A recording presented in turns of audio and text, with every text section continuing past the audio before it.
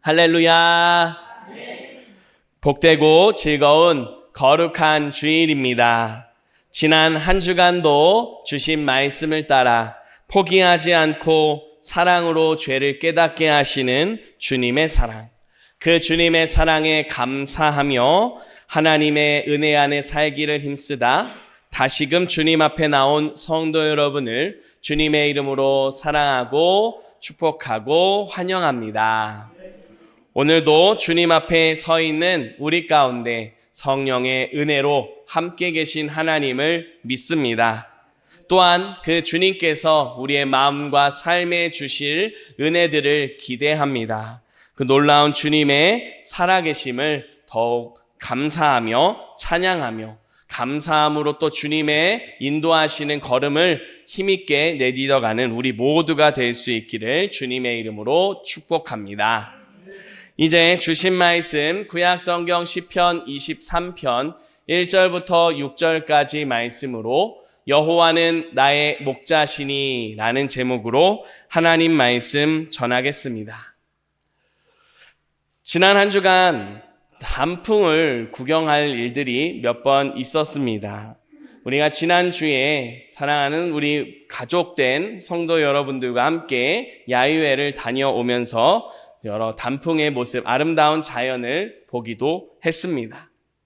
참 신기한 게 분명 이제 색이 아름답게 이제 막 바뀐 것 같은데 그 빛난 모습들이, 아름다운 모습들이 언제 그랬냐는 듯이 하나둘 떨어지는 모습을 보았습니다. 태백산 하늘 전망대에 올라가 보니 저 산 꼭대기에는 벌써 나뭇잎이 다 떨어지고 앙상한 가지만 남아있는 모습들도 쉽게 볼 수가 있었습니다.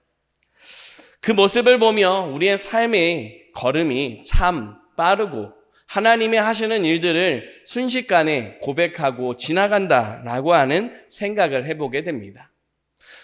그 생각이 틀리지 않다는 것이 올 2025년을 시작한 게 엊그제 같은데 벌써 마무리를 하고 또 새해를 준비하는 11월이 되었습니다. 또 오늘 우리가 나누는 말씀, 시편 23편 말씀, 제가 이제 설교를 했던 적이 있는가라고 하고서 쭉 찾아보니까 제가 처음 우리 교회 와서 처음 주일 설교 때 했었던 말씀입니다. 하나님께서 이곳으로 인도하셨던 것이 엊그제 같은데 벌써 시간이 꽤 흘렀습니다. 앞으로도 하나님이 인도하실 일들을 따라가면 정말 빠르게 지나갈 그 세월들, 그 시간들, 그 시간 순간순간 주시는 은혜들을 놓치지 않고 감사하며 우리 성도님들과 함께 채워가고 하나님 앞에 찬양하면 좋겠다라는 마음을 가져봅니다.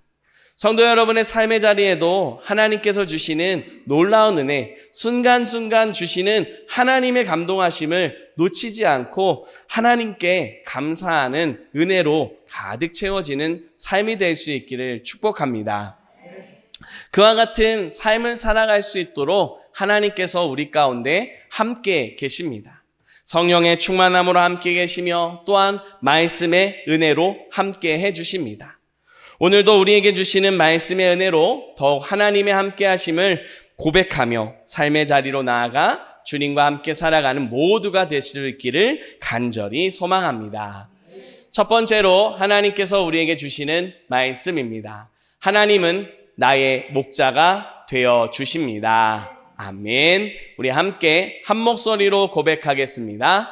하나님은 나의 목자가 되어 주십니다. 아멘. 이 다윗은 하나님께서 기뻐하신 대표적인 사람 가운데 한 명입니다. 이런 다윗이 하나님께 많은 고백을 했습니다.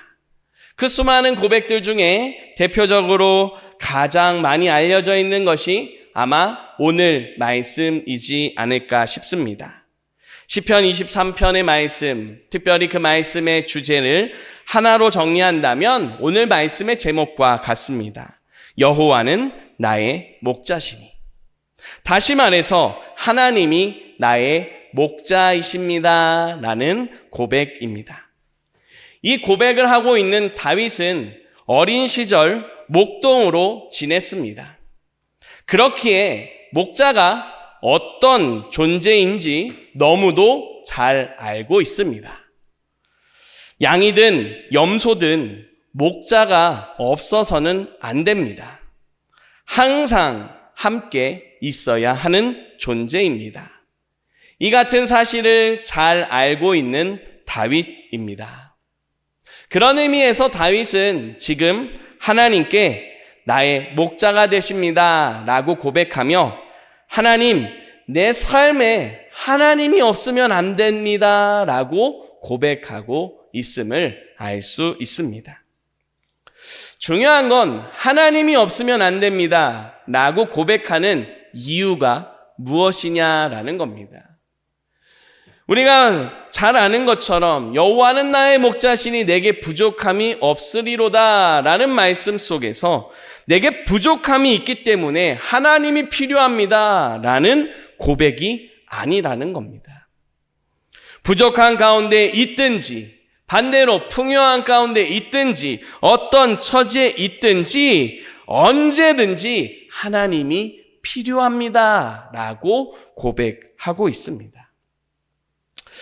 아니, 필요하다라고 말하는 것보다는 꼭 있어야 하겠습니다. 함께 해주셔야 하겠습니다. 라는 표현이 더 정확하겠습니다. 다윗은 하나님께 고백합니다. 하나님, 꼭 나와 함께 해주셔야겠습니다. 하나님, 나와 함께 있어 주십시오. 주님, 내가 항상 하나님과 함께 하고 싶습니다. 라고 고백하고 있습니다. 이 같은 고백을 주님께 올려드리고 있습니다. 그러면 이런 다윗의 고백을 받으시는 하나님은 어떠실까요? 하나님도 이 고백을 기쁘게 받으시며 목자가 되기를 기뻐하시는 줄 믿습니다. 성경을 보다 보면 관주라고 하는 그런 설명이 있습니다. 아마 관주 성경을 가지고 계신 분들은 오늘 말씀 1절 뒤편에 보면 파란색 글씨로 작게 40장 1절, 11절 이런 식으로 표기가 되어 있을 겁니다. 이 말씀을 읽을 때 함께 읽으면 도움이 되고 더 깊은 묵상을 할 수 있습니다. 라는 그런 설명을 덧붙이는 내용입니다.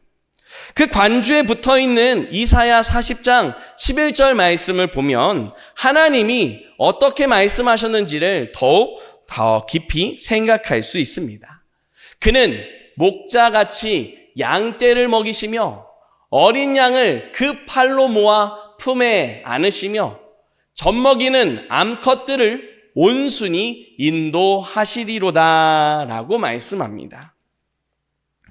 하나님이 이스라엘 백성들에게 하신 말씀입니다. 이 말씀에 나타나는 그는 하나님이십니다.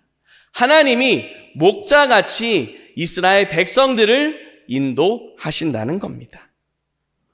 이스라엘 백성들에게 목자 같은 존재, 아니 목자가 되어주시는 하나님의 그 은혜와 사랑을 말씀하고 있습니다. 이 같은 감동을 다윗에게도 동일하게 주십니다. 그 감동을 자세히 다시 한번 생각해 보면 이렇게 말씀합니다. 목자로서 모든 양떼와 함께합니다. 그 모든 양떼 안에는 어린 양도 있고 젖먹이는 암컷들도 있습니다. 어린 양이라는 건 아직 미숙하다는 의미입니다. 또 연약하다는 의미입니다.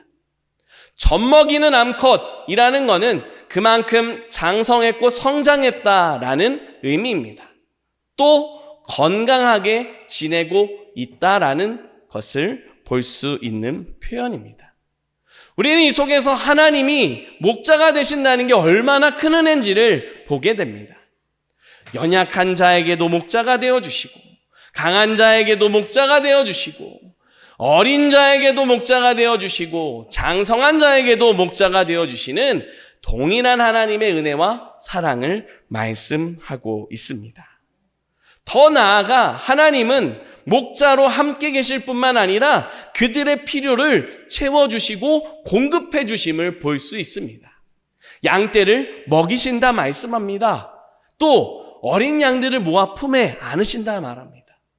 연약하고 부족하니까 미약하니까 여러 가지로 다칠 위험이 있고 맹수의 위협들이 있을 것을 알기에 안아서 품에서 보호하는 겁니다. 잘 자랄 수 있도록 지켜주는 겁니다. 젖먹이들이 온순한 인도를 받는다라고 말합니다.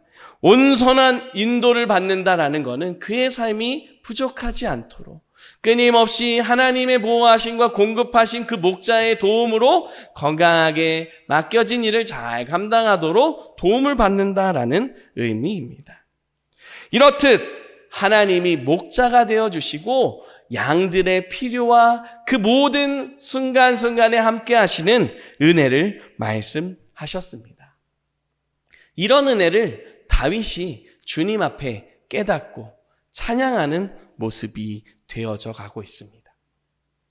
사랑하는 성도 여러분, 하나님께서 목자가 되어주신다라고 말씀하시는 그 음성이 다윗에게로 향했습니다.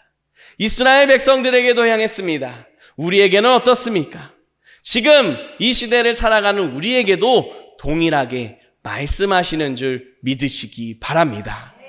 하나님이 우리의 목자가 되어주십니다. 우리 모두의 목자가 되어주실 뿐만 아니라 나라고 하는 우리 한 사람 한 사람의 목자가 되어주십니다. 우리의 연약함을 아시고 우리의 필요를 아시고 우리를 지키시고 보호하시며 가야 할 모든 걸음들을 잘 갈 수 있도록 인도해 주십니다.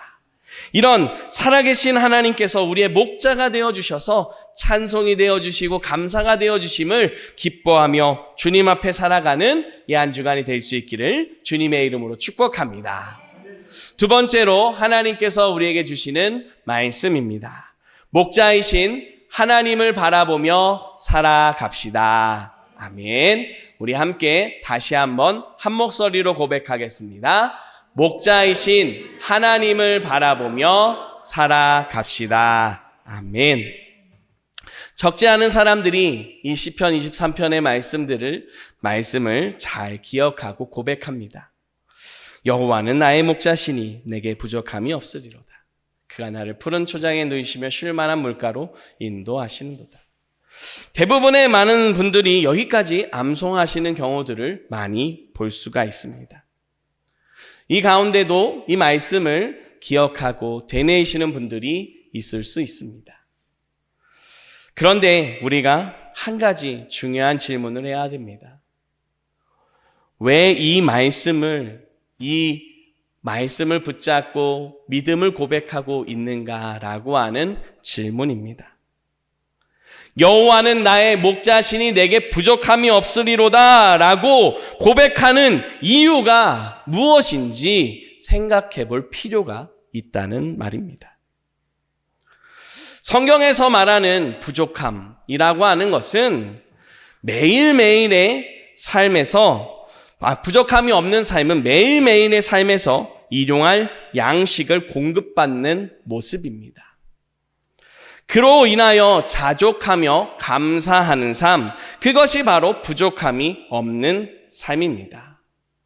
우리가 세상에서 사회에서 말하는 것처럼 점점 더 풍요로워지고 많은 것들을 소유하고 가지고 우리가 더 강해지고 성공의 길을 척도를 걸어가는 그런 모습과는 차이가 있다는 사실을 기억해야 합니다. 분명 하나님이 목자가 되시기에 우리의 삶에 부족함이 없는 건 맞습니다. 그런데 그 부족함이 없는 그 모습이 우리를 성공의 길로, 우리를 풍요의 길로 인도하는 것은 아니라는 것을 생각할 필요가 있습니다. 오늘 말씀을 가만히 깊이 묵상해 보았습니다. 그랬더니 1절부터 6절까지 모든 말씀에 상반되는 두 가지 모습들이 계속 나타나는 걸 볼 수가 있었습니다. 1절에서는 여호와께서 목자가 되신다라고 하는 내용과 부족함이 있는 우리의 현실의 모습이 대비가 되고 있는 걸 볼 수가 있었습니다.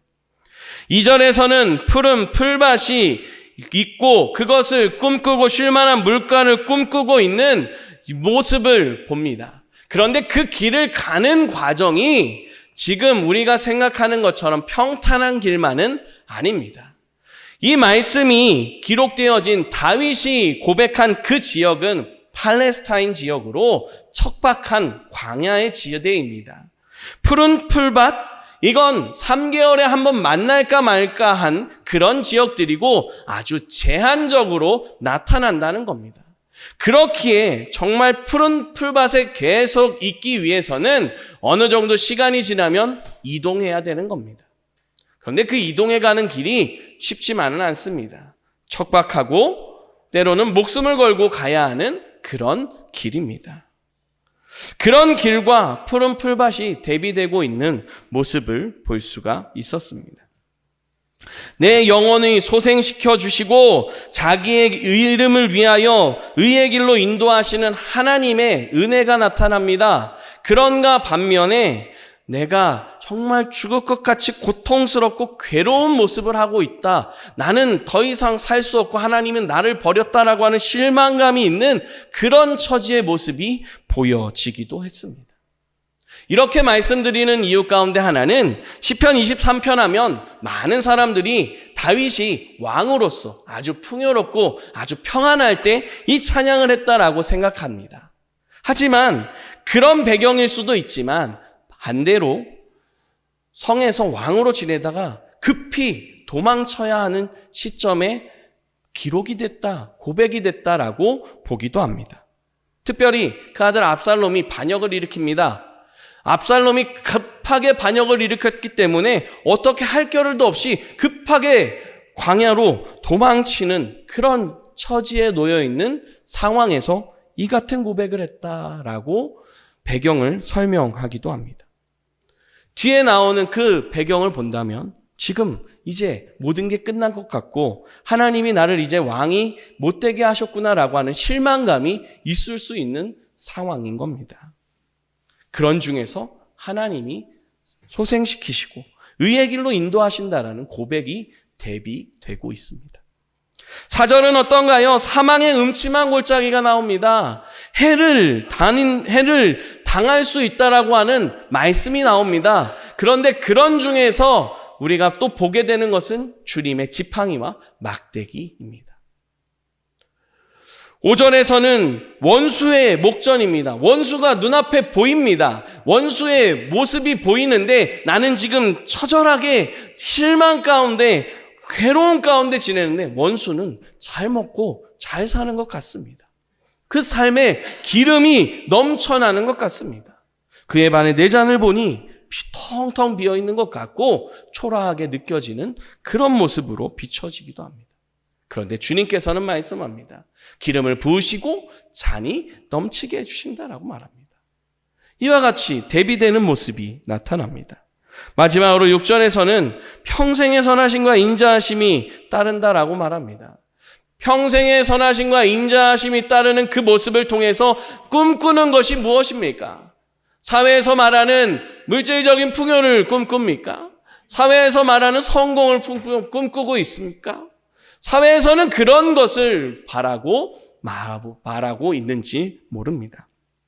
또 우리가 신앙생활하면서도 그런 복도 하나님이 주십니다. 물론 주시는 게 맞습니다. 그런데 그것만 바라보면서 서 있는 경우들도 있을 수 있습니다. 그러는 가운데 하나님은 여호와의 집에 영원히 사는 모습을 말씀하시는 것을 보게 됩니다. 이렇게 두 가지의 모습이 대비되는 모습들을 많이 보게 되었습니다. 하나님이 나의 목자가 되십니다. 하나님이 내 삶에 없어서는 안 되겠습니다. 하나님과 함께하기를 바랍니다. 라는 그 고백이 무엇을 위해서 주님과 함께하기를 바라는지 질문을 던지게 되는 겁니다.